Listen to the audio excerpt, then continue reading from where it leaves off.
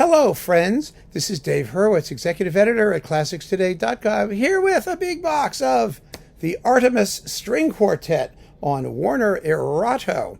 Now, they're a Berlin-based organization, actually, and between, 1996 and 2018, they did 23 discs of stuff. 23 discs, quite a bit. Of course, there's a Beethoven cycle, so that's a lot of it. But the fact of the matter is, they had many changes of personnel in that period. They had 5 violinists, 3 violists, and 1 cellist, thank goodness. Eckhard Runge was the cellist the whole time. And they remained remarkably consistent throughout. They're a very highly polished ensemble.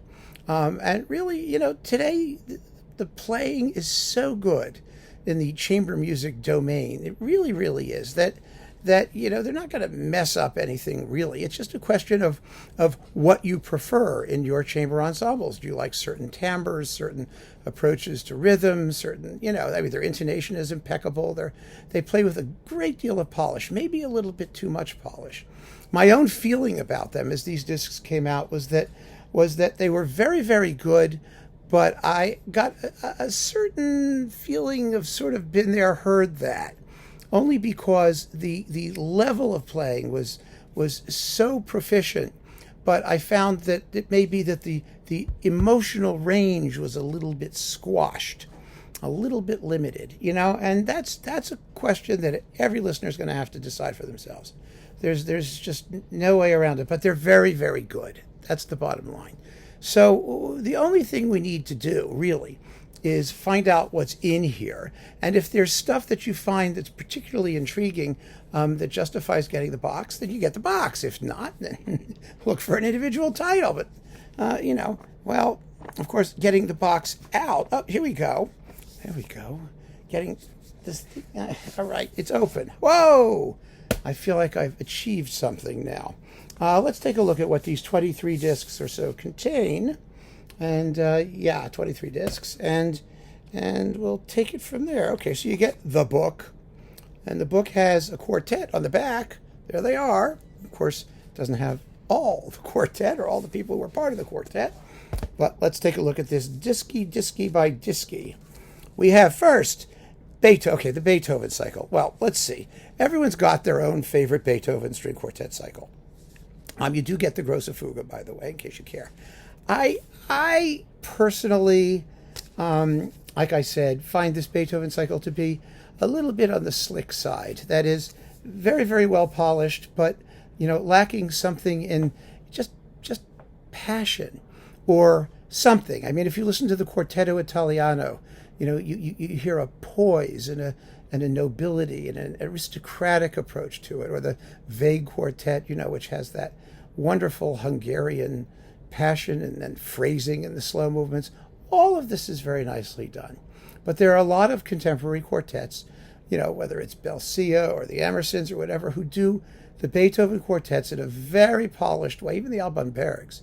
They're swift and virtuosic and intonationally as good as anyone has ever done them, but not distinctive in that particular way. And that's how I feel about this cycle, but you may feel differently. Schubert. Well, the Schubert stuff is actually very, very good. You get Rosamunde, Death and the Maiden, and the 15th, these 2 discs here. And then you get the String Quintet with Truls Mork. And this is another performance that really impresses on account of its ensemble values, its virtuosity, but the second movement could have a little bit more like transcendental quality, that cosmic serenity. And the scherzo. Oh, the scherzo.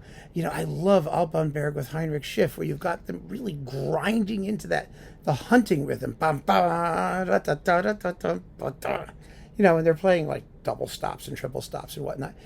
Here you get a sense of polish, but it could just have so much more bite.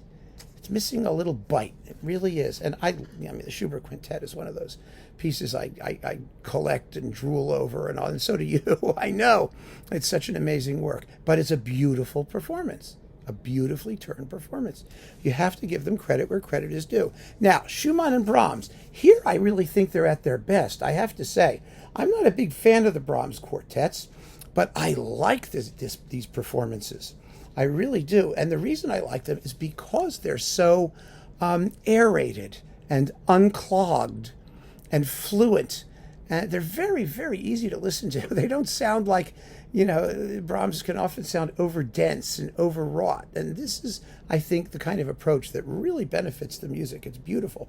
And they do have the piano quintet in F minor with Life Ove Ansnes, which, of course, is in the Life Ove Ansnes box. And it's a very good Brahms piano quintet. And the Schumann piano quintet's on here, too. Those are excellent.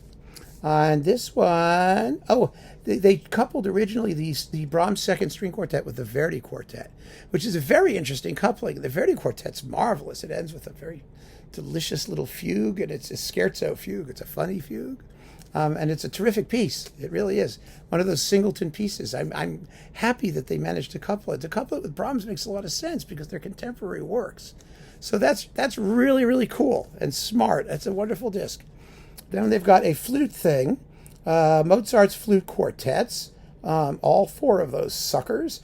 And let's see, the overture from La Clemenza di Tito for flute and string quartet, and the overture from the Abduction of the Seraglio from flute and string quartet. Lovely, poised, attractive. The flutist is Henrik Weise, and they're wonderful. They're just wonderful. And there are like all kinds of people in the Artemis Quartet here who are switching around. Then we've got Mendelson Quartet number 3, Opus 44 number 1, and the Expressionistic Nightmare number 6. I think that there are more gripping versions of number 6 than this one, but number 3 is really, really good. It's a more classically poised kind of work, so it suits the approach, in my humble, extremely humble opinion. We've got Mendelson String Quartet number 2. Well, they're really cool, and this is a very good performance of it, too. It's one of those forward-looking, almost revolutionary pieces that's in cyclical form, and it's a fascinating work. It really is. And the Dvorak American Quartet, it's in memoriam Friedemann Weigel, his last recording. The Dvorak is previously unpublished. Friedemann Weigel was the violist, one of them. And he opens the American Quartet. So it's a good performance. I enjoyed it. I enjoyed it very much. I like the Czech ensembles. I like the duskier tone, with all due respect to Mr. Weigel, that some of the other violists bring to it. I mean, the Pinocchio Quartet is sort of hors concours, the Dvorak American Quartet right now, but it's still a good performance. And then you've got the Dvorak 13th Quartet, which is rarely heard, and it's a masterpiece. The 13th and 14th quartets are both stunning, so I'm proud of them for having done it. And the Janacek Intimate Letters. Well, the Janacek, I think, again, just needs more rudeness, more spontaneous, passion than this particular group brings to it, especially in the third movement, when the violin's screaming in its highest register, and the crazy dance music of the finale and all that. Again, like I keep saying, it's good, but you can probably find your own favorite. Then we've got the Strauss Sextet from Capriccio, the Berg Piano Sonata, transcribed by Heime Müller for string quartet. Don't ask me why. And Schoenberg's Verklärte, a very good Verklärte, for the same reason the Brahms is so good. Not because it's underplayed, but because it's played with an enormous amount of clarity and rhythmic precision, and it really makes the work not as sticky as it sometimes sounds. Now, I know some people like sticky. You may like sticky. It has members of the Alban Berg Quartet in the Schoenberg. Yes, Thomas Kakuska, viola 1, and Valentin Urban, cello 1. So there you go. So it's like really, those are good. Those are really good. Then we've got Hugo Wolf's Italian Serenade, Zlinsky String Quartet number 1, Webern's 5 movements from Setsa, whatever they're called, and the Berg Lyric Suite. It's first class. First class performance, first class playing. The Berg Lyric Suite is beautifully done. Really beautifully done. And Webern, of course, always sounds like Webern, so that's fine. Shostakovich 5th Quartet, the Piano Quintet with Elizabeth Leonskaya, and the Shostakovich 7th Quartet, Very, very good performances. Not at all Russian sounding, which is interesting. What is Russian sounding? You say things like this in the course of a review. We're doing master classes and reviews, and if I saw someone write, "Oh, it's not Russian sounding," I would be saying, "What are you talking about? What do you mean?" Well, you're talking about a certain dark heaviness and level of intensity. But then again, the seventh quartet is not one of Shostakovich's more heavy-duty string quartets. It's in 3 movements that are connected, and it's quite brief. It's a very short little work. The fifth is a bigger work, definitely a bigger work. But again, it's not as big as number 4 or as crazy as number 8, so it's all right. They're okay. The piano quintet's very well done.